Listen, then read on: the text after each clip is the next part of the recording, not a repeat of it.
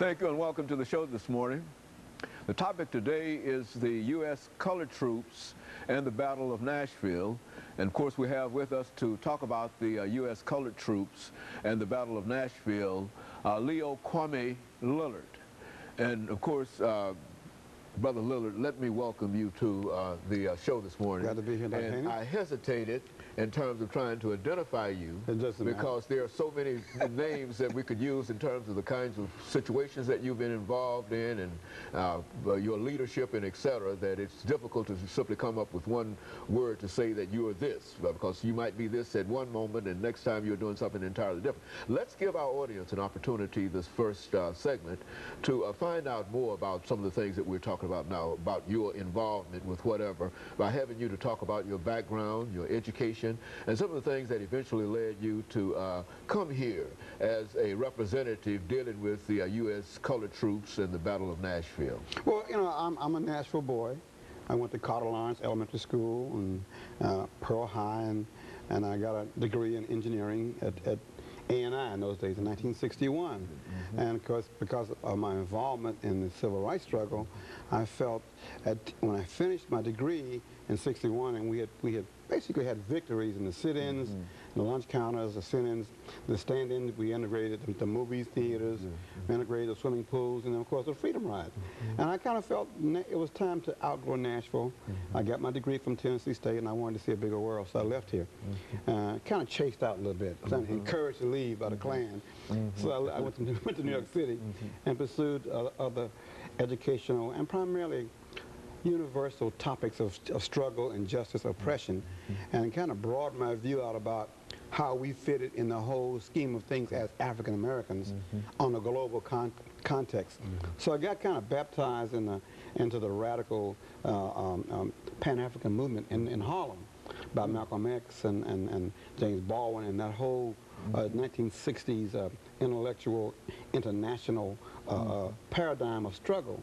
And when I finished my degrees and had my children in New York City, I decided to come back home in '76. And when I came back home, of course, I was bristling with ideas and just running over with enthusiasm to continue the liberation struggle as opposed to the civil rights struggle. Now, that might be very clear. Good. I'm way past civil rights, okay? I'm into liberation of human beings on the globe. There's a big difference in those concepts. So when I came back in '76, I needed to do something.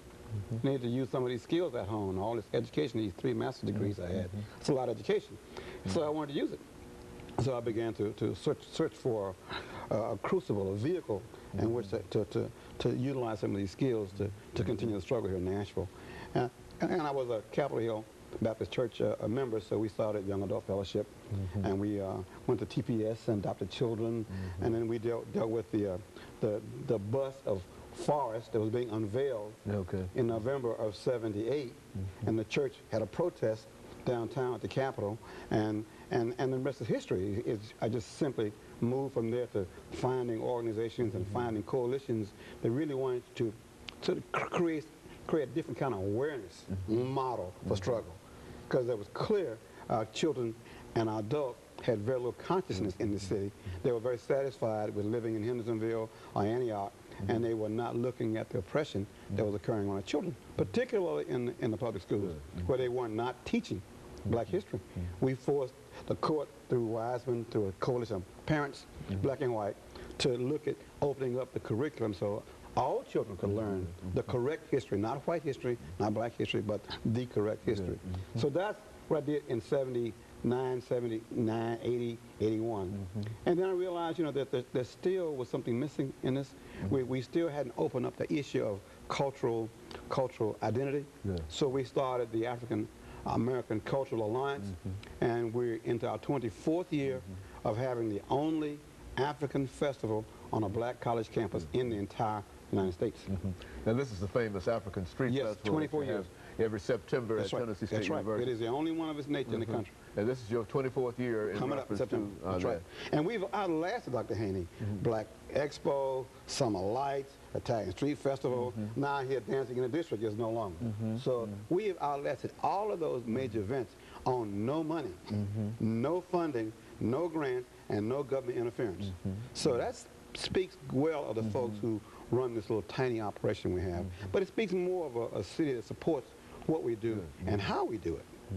Because our formula is very simple. Give the people a major, true ethnic event that is free on a public university campus. That's a pretty simple formula. It's a tall order, though, because nobody's done it. Okay, but you've been quite successful at it, and I can certainly attest to that. Lots of support from Nashville, black, white, everybody. Very good. And of course, let us make preparations for this first commercial break, Brother Lillard. Okay. And then we'll be back and talk about some of the aspects. And of course, we'll be back with our audience following this very, very short commercial break.